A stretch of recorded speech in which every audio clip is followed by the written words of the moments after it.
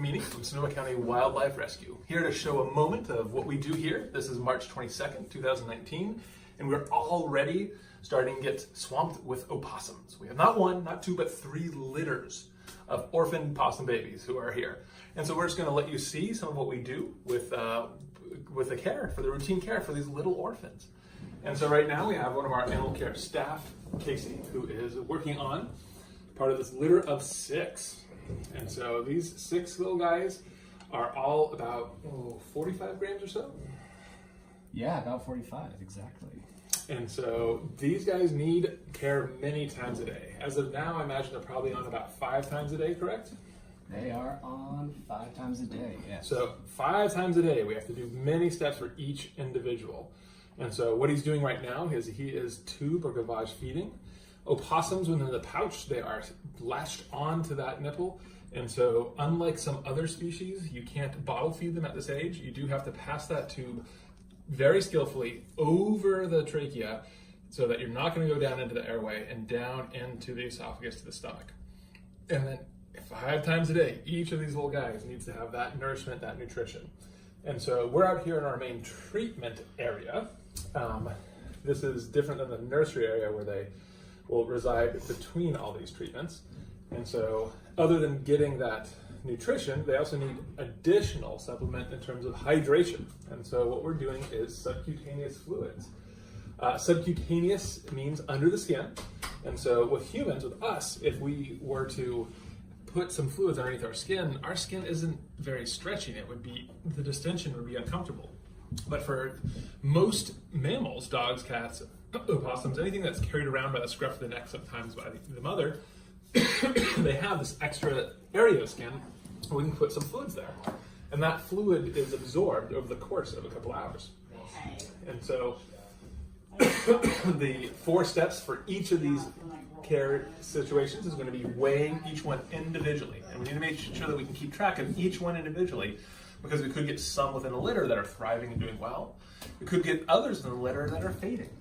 And so we check the weight on each one, we give them that gavage feeding, we give them subcutaneous fluids, and we stimulate them. Now, stimulating is to help them to eliminate, to poop. And to do that, we have to mimic the licking that would happen from mom in nature. And so that's done with one of our baby wipes in that area to get them to stimulate on their own. Now, we do have a litter of 6 here, and so we use our 2 different pouches to keep track. But here we go with that other gavage feeding. And this is, now, do not try this at home. This is for people who are practiced wildlife professionals. It takes practice, it takes skill to be able to do this safely. If that tube was inserted just, millimeters in the wrong direction, if it was down that airway, that would go straight into this animal's lungs, it would get pneumonia, and it would die. So many times a day that everything has to go right for these opossums to continue to thrive. And so to tell these guys apart, these guys are too young for us to use traditional marking techniques like ear tags. And so often what we'll do when they're this young is we'll actually put a little bit of color on the base of their tails to keep them straight. Is that the case with this litter? Yes, it is. I think 4 of them have markings, and the other 2 are just male and female. Okay. No mark. But because of those last 2, so exactly. we can tell them all apart between those differences. Mm-hmm. And so this one, it looks like you got a little green going on. Yeah, a little green just at the base of the tail. And so this is opossum green from this litter. I'll go ahead and, so you're moving from the blue pouch to the polka dot pouch? Yes. Okay, so let's let you guys see. You can look up close at this little fella for a moment.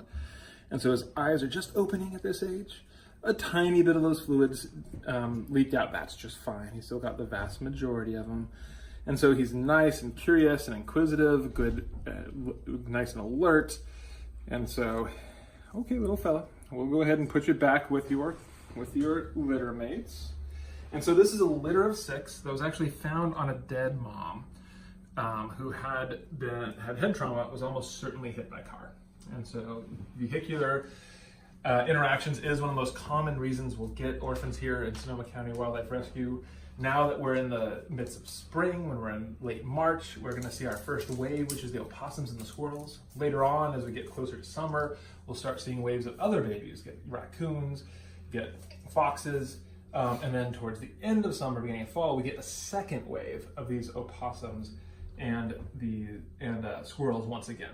We get kind of 2 sets of litters, and so it's kind of the flow of baby season. And so far, each of this litter has continued to do well. They have continued to respond well to supplemental care, and eventually they will graduate towards eating on their own. And so it will take a little bit of time. All right, so we'll get back to that fellow on that. In terms of the scale, we do have to make sure that we weigh each one. We have a gram scale. We have enclosure in case for the more mobile, older individuals, so we keep them straight. And so that's how each one gets their treatment. And so we're just going to pause for a moment, and then we'll take a quick peek at one of the older. All right, so here we are right next door from our main treatment area. This is going to be where we keep all of our babies in our incubator type setups.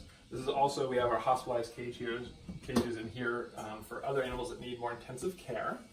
We do have a few other opossums that came in. These guys all came in just yesterday. There's 5 in here. 4 were found on their own, alone by the side of a wall near a business. Another one was found inside a different dead mom. That mom was killed by a dog, but we're able to support these guys through their adolescence. And so these guys are a little bit bigger than the last ones you saw. And so they're a little, here we go. Hi, friend. And so these guys, you can see their eyes are more open. They're actually getting real close to about 75 grams. So we should be weaning these guys over the next few days. They should be ready to experience some solid food. But in the meantime, for these first couple days, this critical period, we'll continue to give them fluids. We'll watch their weight carefully. We'll end up giving them some meals as their weight dictates.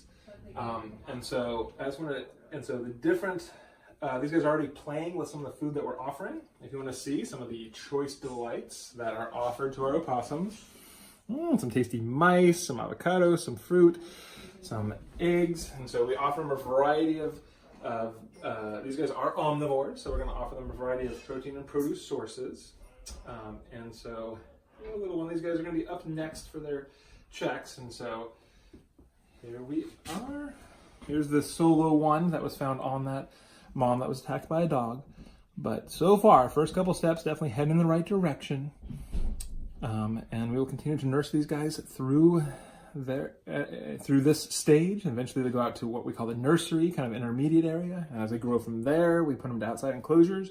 And eventually they'll be big enough to return to the wild. And so if you want to see more of these videos, if you want to know more about what we're doing here at Sonoma County Wildlife Rescue, then please let us know. Go ahead and subscribe to these videos and put some likes and comments. And if there's enough response, we'll keep on letting you guys have a peek at some of the critters that we care for.